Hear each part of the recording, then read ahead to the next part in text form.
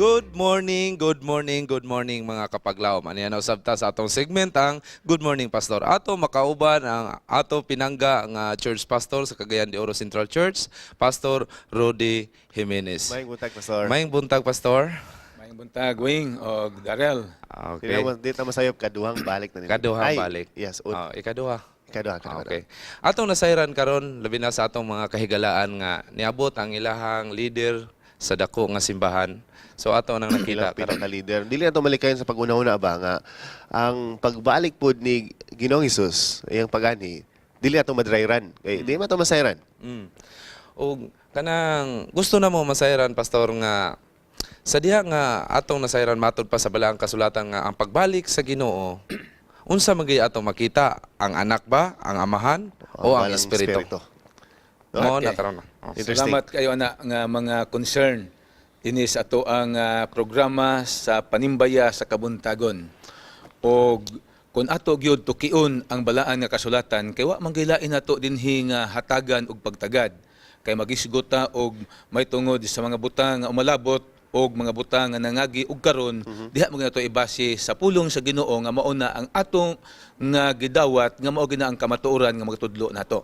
Yes. Og may tungod sa pagbalik ni Ginoong Hesus, kinsa man gyud mobalik sumala sa buhat 1, 9, 10 ug 11 ang maong Hesus nga misaka sa langit, siya pod ang mobalik nga makita nato sumala sa pinadayag 1:7. Yes, So, ang salamat. anak, ang Ang anak. Sige nung Hesus, kasi in the first place, siya may niali sa kalibutan. Siya may mianhi Nidescend, og okay. mi adto sa langit, o siya pod ang mobalik. Now, Siya- Pastor, speaking of this, kung Holy Trinity naman ta karon gyud ang Amahan, Anak ug Balang Espiritu.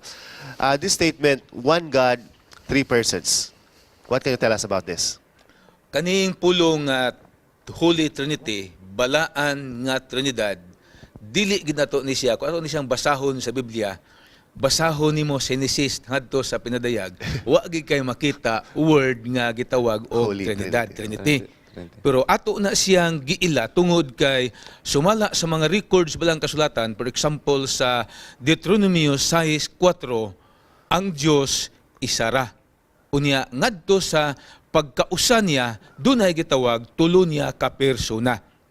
Nagigamit pud na sa balaang kasulatan sa diha nga gisugo sa Ginoo ang iyang mga tinun-an o iyang mga apostoles sa Matthew 28:19, panglakaw kamo, himuan ninyong tinun-an ang tanang kanasuran. Dayon sa diha nga ang mga tawo nga mituo na himo silang tinun-an, bautismuhan sila pinaagi sa ngalan sa Amahan, ngalan sa Anak, o ngalan sa Dios nga Espiritu Santo. Mo nang gitawag Trinity, the triumph of the three persons of the Godhead. Samahan sa anak sa o sa Balang Sa ato Espiritu pa, Santo. Pastor, isa ra gyud ang Ginoo. Og magisgot ta Ginoo, isa ra gyud ang Dios. Pero, Tulo ka personalidad. tulo ka persona. Now, kaning tulo ka persona, Pastor, tag lahi-lahi gini sila og kanang kumbaga buluhaton. Ana, tinuod na siya nga ang Amahan dili mo kontradik sa Anak, Yes. og ang Anak pod sa Espiritu.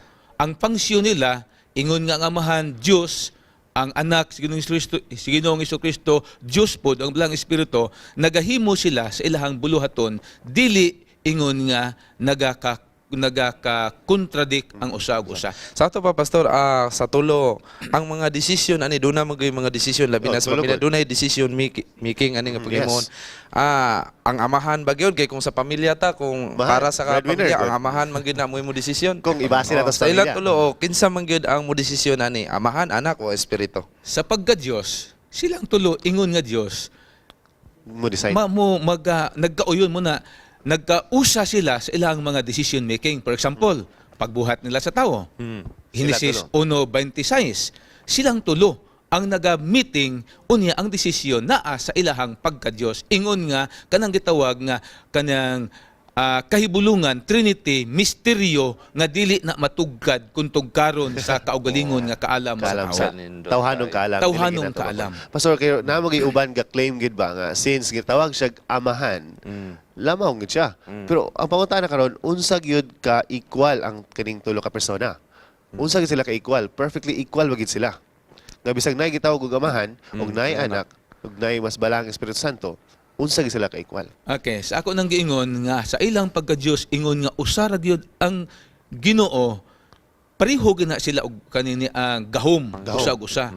Dili ginaingon labaw ang amahan, labaw ang anak, og labaw ba ang espiritu. Yes. Nga doon na siya ay kanang na ang taas o power so Power, sa oo. autoridad. Sa ato nang giingon og sa pagkatawhanon sa ato sa pamilya, mingon ang amahan labaw siya.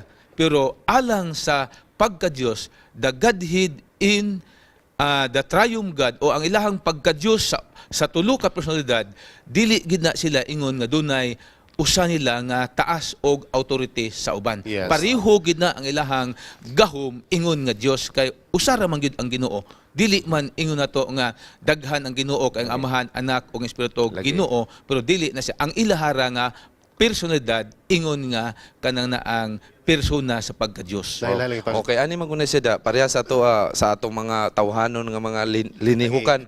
Pag amahan, unsa isulti sa amahan ana, Sige. sa ilahan tulo naagid ang gugma. Oo, kayo na. Oo. Napayumad ba? Sugdi May na balang ang espiritu, makanaog-naog sa kasadagit, balik sa yuta, balang espiritu, naaman diri usay pastor, nga pabilin. Anyway, salamat kayo, pastor, Salamat sa kayo. katinawan. Ato mga televiewers ron. Gamay busog gid mensahe, sila, oh. pastor, kung unsa ka importante ang pagsalig sa Ginoo. Muna sa tanan nato karon nga tigpaminaw niining programa sa Panimbayas Kabuntagon, unsa gyud ang ato himuon aron ta mosalig sa Ginoo, dugangan nato ang ato ang pagtuon sa iyang pulong, dugangan nato ang pagpakig sandurot niya pinagis pagampo, pinaagi ninyong tanan, masabta nato ang mga tanghaga sa kinabuhi nga sa tawhanon nga pagtuon wala gitay igong kaalam nga makasabot niini apan sa giya sa balaan nga espiritu ngadto sa kamatuoran, masabta nato ang mga butang nga dili masabtan sa tawhanon nga pagsabot. Sakto. Pagkanita. Daghang salamat, Dr. Pastor. Pastor, na ba kaya ngayong panimbayaon? Si Mrs. Oh. Jimenez. Okay, unas tanan, ako gi panimbaya ang ako nga pinalangga nga kapika sa kinabuhi nga ato karon sa frontira nga didto kami gipahluna sa Ginoo uban sa akong duha ka mga pag-umangkon, si Jubin og si Toto Neil. Nga abot pod kagabi og magasimba siya kauban kanamo. Labi na gyud ang tanan nga mga miyembro sa ato Iglesia sa Cagayan de Oro City Central Church. Tanan nga mga opisyalis, tanan nga mga bisita ug mga miyembro, labi na karon nga Sabado, culmination sa ato nga 10 days of prayer. Busa giabi-abi mo nako, ayaw ninyo pakyasa ang pagtambong aron ato mabatnan gyud ang gahom sa balaan nga espiritu sa atong pagtapos sa napulo ka mga adlaw nga pagampo ug pagpuasa. Wow. Sobli, daghang salamat, Pastor. For the meantime, you will be staying with us tungod kay ikaw ang mubasa sa pangutana karon sa among Bible, Bible Trivia. Trivia. Here's the question.